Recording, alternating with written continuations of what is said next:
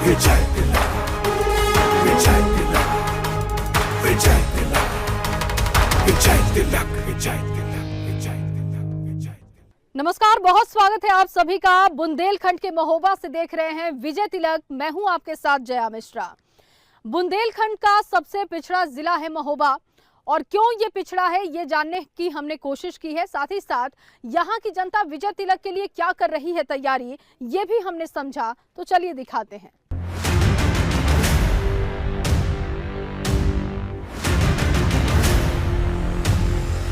महोबा में दो विधानसभा सीटें हैं, महोबा सदर और चरखारी।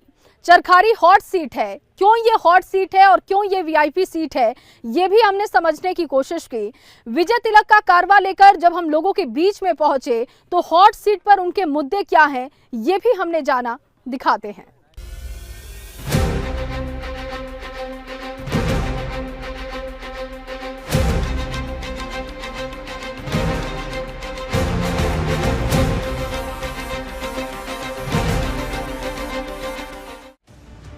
महोबा के चौक चौराहों से लेकर गली कूचे तक आल्हा उदल की कहानियों का जिक्र मिलेगा।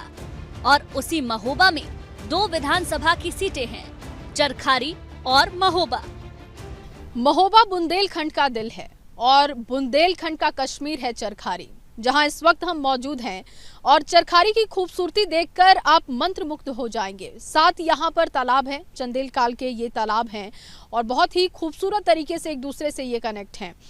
सबसे बड़ी बात कि ये हॉट सीट भी है और पानी पर सियासत यहाँ पर होती रही है। पानी पर सियासत को लेकर लोगों की राय क्या है, ये हमने समझने की कोशिश की है। तो चलिए आपको भी दिखाते हैं। चरखारी में कांटे की टक्कर। 2017 में भाजपा के बृजभूषण राजपूत जीते। भाजपा ने बृजभूषण राजपूत को बनाया प्रत्याशी। सपा ने रामजीवन यादव को बनाया प्रत्याशी। टक्कर तो कांटे की है, लेकिन सवाल था कि वीरों की धरती किसका करने जा रही है विजय तिलक। तो किसका विजय तिलक करेंगे, कौन आएगा? मौजूदा सरकार बीजेपी की जो है वो, या फिर बदलेंगे आप? एक ही जाएगी, जो बनेगा उसे कुछ देंगे वोट। सबसे बड़ा मुद्दा तो यही है कि बेरोजगारी और पानी का मुद्दा नहीं। बिल्कुल पानी का भी सूखा है। मान लो कि सिंचाई का साधन है नहीं है, और प्लस जो सिंचाई के साधन है तो बिल बहुत है। बिजली का यूनिट बहुत महंगा रहा 5 साल भाजपा में, और बेरोजगारी प्लस पेपर लीक वगैरह स्टूडेंटों का सबसे ज्यादा लॉस हुआ। महोबा के आल्हा उदल चौक पर हम पहुंचे। घोड़े पर सवार, हाथ में तलवार लिए उदल की बड़ी प्रतिमा लगी हुई थी, और उसके नीचे नजर आए एक शख्स जो इस कड़कड़ाती ठंड में नंगे पांव खड़े थे। विजय तिलक का कारवा लेकर महोबा हम पहुंच चुके हैं, और महोबा शहर में जब हम घूम रहे थे तो एक ऐसे शख्स से मुलाकात हुई जो इतनी ठंड में नंगे पांव घूमते हैं। तो हमने जानना चाहा कि आखिर इसके पीछे वजह क्या है। हमने उनसे बात की और ये समझने की कोशिश की कि इतनी ठंड में वो क्यों नंगे पांव घूम रहे हैं। तो चलिए आपको भी वजह बताते हैं। लंबी दाढ़ी, बदन पर कुर्ता और जैकेट, लेकिन पांव से गायब थी चप्पलें। और वजह हैरान करने वाली। आप लोग भी देखते हैं कि जब तब सूखा और इस तरह की चीज़ें ही आती हैं, अकाल यहाँ पे होता है। जबकि बुंदेलखंड में सबसे अधिक नदियाँ हैं, 7 नदियाँ यहाँ पर बड़ी बड़ी हैं। पंजाब में 5 नदियाँ हैं, यहाँ 7 बड़ी नदियाँ हैं, लेकिन मिसमैनेज रहा। तो हमारा कहने का मतलब ये है कि जो बुंदेलखंड हिंदुस्तान का दिल है, उसका इलाज हमारी सरकारें दिल्ली और भोपाल और लखनऊ से बैठ के करना चाहती हैं, जो पॉसिबल नहीं है। महोबा पानी की कमी और बुंदेलखंड को अलग राज्य बनाने की मांग के साथ वोट करने की सोच रहे हैं, और ठान ली है किसके माथे पर करेंगे विजय तिलक। एबीपी गंगा के लिए महोबा से जया मिश्रा के साथ ब्यूरो रिपोर्ट। महोबा, आला और उदल दो भाइयों की धरती है, और जब भी आप यहाँ पर पहुंचेंगे तो सबसे पहले इनकी वीर गाथा आपको सुनाई जाएगी। आला गायन, जिसके माध्यम से संस्कृति को बढ़ावा देने का काम किया जा रहा है। महोबा जब हम पहुंचे तो हम आल्हा गायन करने वाले कलाकारों के बीच में पहुंचे और उनसे हमने आला उदल की वीर गाथा की कहानी सुनी।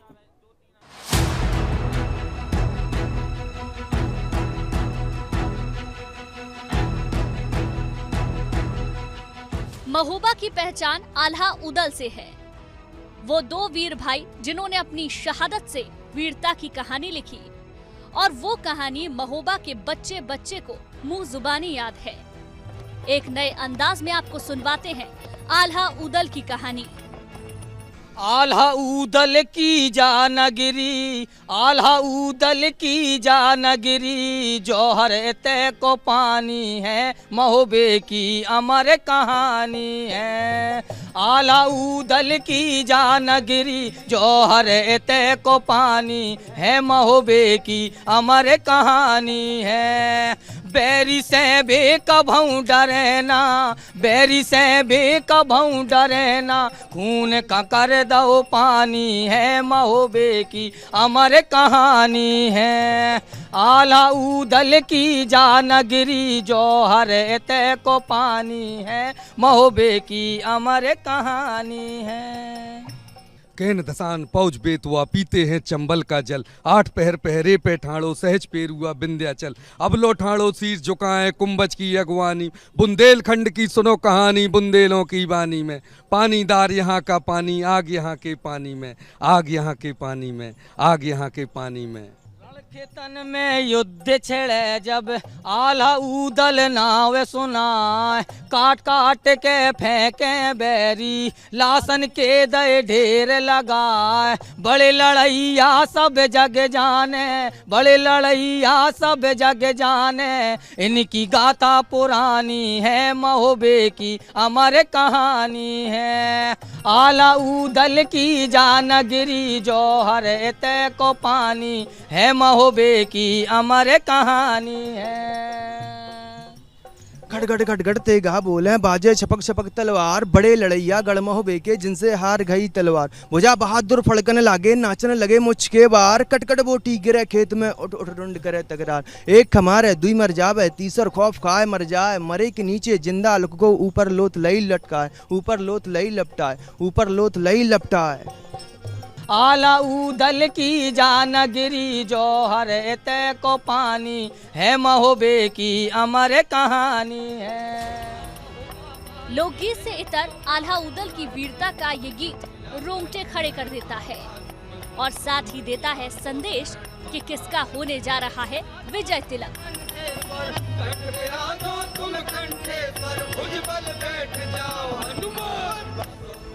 एबीपी गंगा के लिए महोबा से जया मिश्रा के साथ ब्यूरो रिपोर्ट। महोबा बुंदेलखंड का पिछड़ा हुआ जिला है, लेकिन पर्यटन के लिहाज से इसे काफी विकसित करने का काम किया गया है। कीरत सागर जब आप पहुंचेंगे महोबा में, तो पर्यटन के लिहाज से आपको वाटर स्पोर्ट्स यहां पर मिलेगा। बहुत ही खूबसूरती से इसे सजाया गया है। इन तमाम तस्वीरों को भी हमने कैद की कीरत सागर से। चलिए आपको दिखाते हैं।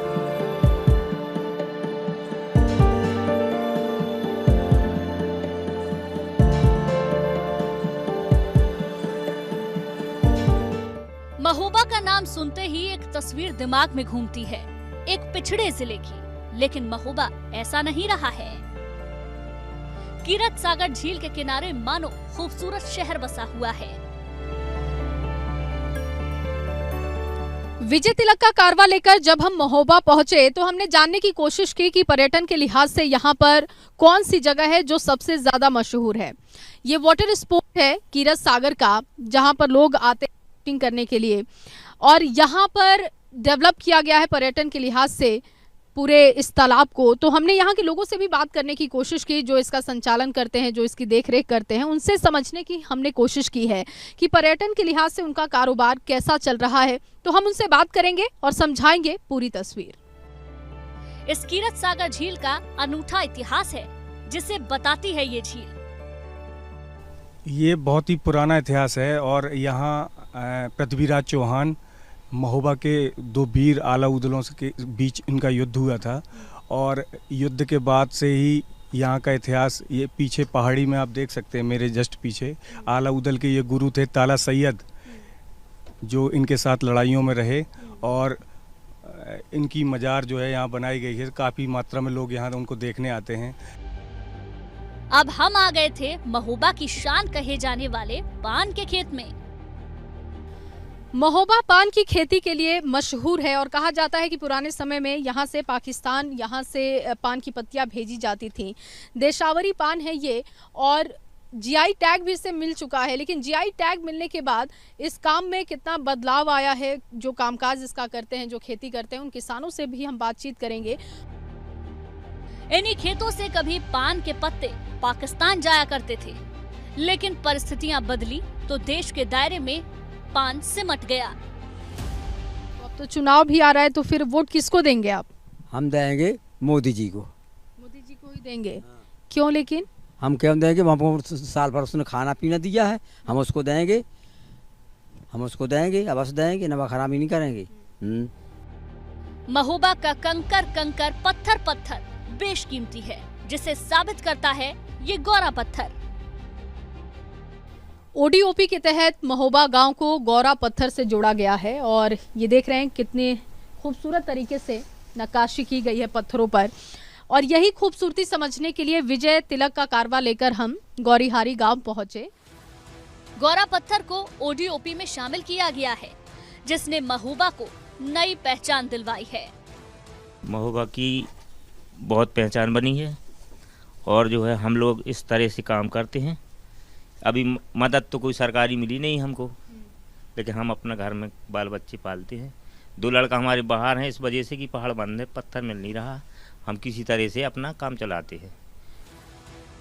आल्हा उदल के बाशिंदों ने तय कर लिया कि 22 के रण में वो किसका करेंगे विजय तिलक। तो वहीं अब हम निकल पड़े हमीरपुर के सफर पर, ये जानने के लिए कि बुंदेलों की धरती से किसका होने जा रहा है विजय तिलक। एबीपी गंगा के लिए महोबा से जया मिश्रा के साथ ब्यूरो रिपोर्ट।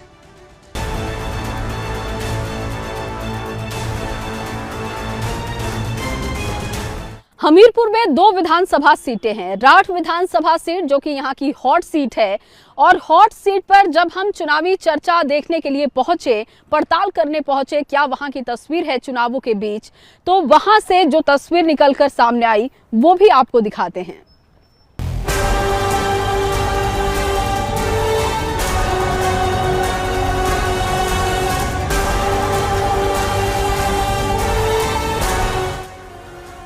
महोबा से सटे हमीरपुर हम पहुंच गए थे, जहां पूरा चुनावी माहौल बना हुआ था। ऐसे में हमीरपुर के भाजपा दफ्तर हम पहुंचे। तो भारतीय जनता पार्टी के कार्यालय में है, चुनावी मौसम है, चुनावी माहौल है, तो यहाँ पर किस तरीके से कामकाज हो रहा है, क्योंकि आईटी सेल के लोग तो यहाँ पर दिखाई दे रहे हैं और उनसे जानने की कोशिश करेंगे, क्योंकि वर्चुअली अभी फोकस किया जा रहा है। इस टाइम पार्टी की तरफ से जो भी कार्यक्रम हो रहे हैं सारे वर्चुअल हो रहे हैं। अभी इस टाइम जो हमको लखनऊ से या दिल्ली से जिस तरह से पार्टी के दिशा निर्देश मिलते हैं उस दिशा निर्देश पे काम करते हैं। सभी पदाधिकारीगण, सभी लोग जो बाहर से भी प्रवासी आए हैं, सभी लोग अपने अपने प्रवास पे हैं। सब लोग प्रवास पे संपर्क कर रहे हैं घर घर पे। मैं सारा काम वर्चुअल देख रहा हूँ। भाजपा के दफ्तर पर चहल पहल थी, तो सपा के दफ्तर पर ताला लटका था। लग रहा था जैसे चुनाव अभी कोसों दूर है। तो भारतीय जनता पार्टी के कार्यालय के बाद अब हम समाजवादी पार्टी के कार्यालय आ चुके हैं और सबसे पहले तो आपको यहाँ की तस्वीर दिखाते हैं। ये देखिए किस तरीके की तस्वीर दिखाई दे रही है। हालांकि लोगों का कहना है कि ये रात भर में ये काम किया गया है, जहाँ एक तरफ अखिलेश यादव कह रहे हैं कि उनकी साइकिल दौड़ने वाली है और 22 में 22 साइकिल आएगी, वहीं दूसरी तरफ आप ये तस्वीर देखिए, किसी ने साइकिल का एक पहिया और हैंडल ही पोत दिया है और लोगों का कहना है कि यहाँ पर इस तरीके की गुटबाजी बहुत आम होती है। लेकिन दूसरी तरफ चौंकाने वाली ये भी तस्वीर है कि जब चुनावी मौसम है तो इस चुनावी मौसम में समाजवादी पार्टी के कार्यालय में ताला जड़ा हुआ है। हमीरपुर के रण में 2 विधानसभा की सीटें हैं, हमीरपुर सदर और राठ। हमीरपुर सदर पर कांटे की टक्कर है, क्योंकि यहाँ से कांग्रेस की टिकट पर राजकुमारी चंदेल मैदान में ताल ठोक रही है।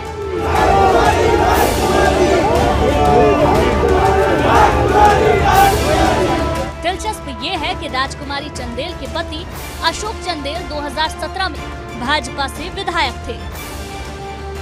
तो वहीं दूसरी तरफ इस बार भाजपा की टिकट पर मनोज प्रजापति मैदान में है।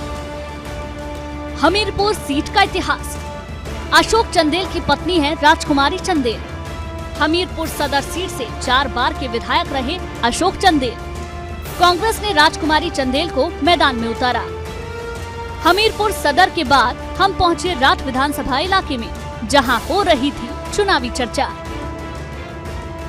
जी हाँ, जो राम को लाए हैं हम उन्हीं को लाने वाले हैं इस बार। तिलक तो आपने खुद भी लगाया हुआ, तो ये जीत का तिलक किसके माथे पे लगेगा इस बार?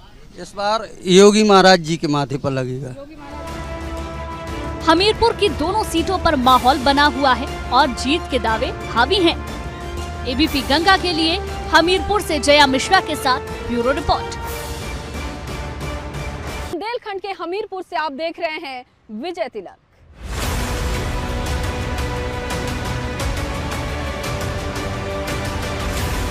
पर्यटन के लिहाज से हमीरपुर में वैसे तो कई ऐतिहासिक और पौराणिक जगहें आपको दिखाई देंगी, लेकिन पुराणों में जिक्र कल्पवृक्ष का है।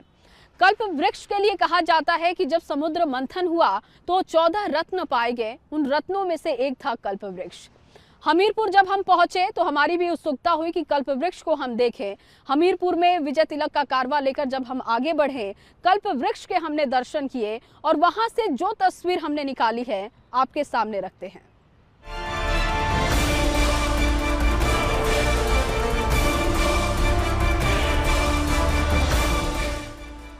जिस रास्ते से हम जा रहे थे उस रास्ते पर एक बड़ा पेड़ नजर आया। पेड़ के बारे में पूछा तो पता चला कि कल्पवृक्ष है। पुराणों में कल्पवृक्ष की मान्यता बहुत ज्यादा बताई गई है और इसको लेकर कई कहानियां भी हैं। हमीरपुर में जब विजय तिलक का कारवा हम लेकर पहुंचे तो हमने जानने की कोशिश की कि इसके पीछे सच्चाई क्या है और पर्यटन के लिहाज से कल्पवृक्ष का कैसे विकास और विस्तार किया जा रहा है। नहीं, ये हमारे हमीरपुर की एक पहचान है। जो भी पर्यटक यहाँ आते हैं वो इसके दर्शन करने के लिए आते हैं। बड़ी स्थिति वो थी इसकी, बिल्कुल ये जमुना के कगार पे है, जमुना किनारे था। पहले बहुत पहले ये ब्रज था, एक छोटी सी कुटी थी, उसमें एक बाबा जी रहा करते थे। उस बाबा जी ही देखा करते थे।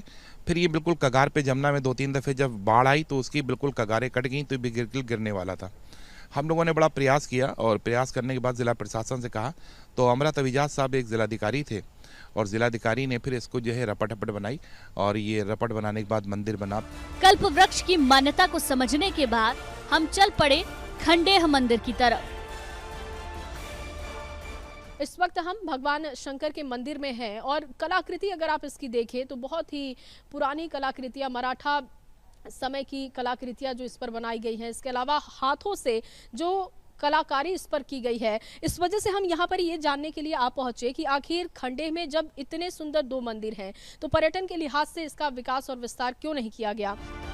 यहाँ से आगे बढ़ते रहे थे तो सड़क किनारे मिले एक बुजुर्ग जिनके हाथ में एक तारा था और गुनगुना रहे थे लोकगीत। सरकार बनाओ और हिल मिल के भैया वोट गई मोरे भैया, जहाँ में सुविधा हो वही के जिताना चाहिए हमको। हम तो सब कहते हैं अरे बड़े भागे से जीवन पाई। सूरज ढलने लगा था और हमीरपुर में हमारा सफर भी खत्म हो रहा था, लेकिन हमीरपुर के जीने के ढंग के साथ साथ चुनावी रंग हमारे कैमरे में कैद हो चुके थे और साफ हो गया था कि हमीरपुर की जनता किसका करने जा रही है विजय तिलक। एबीपी गंगा के लिए हमीरपुर से जया मिश्रा के साथ ब्यूरो रिपोर्ट। हमीरपुर से विजय तिलक में बस इतना ही। बाकी की खबरों के लिए बने रहिए एबीपी गंगा के साथ। विजय तिलक, विजय तिलक, विजय तिलक, विजय तिलक, विजय तिलक, विजय तिलक।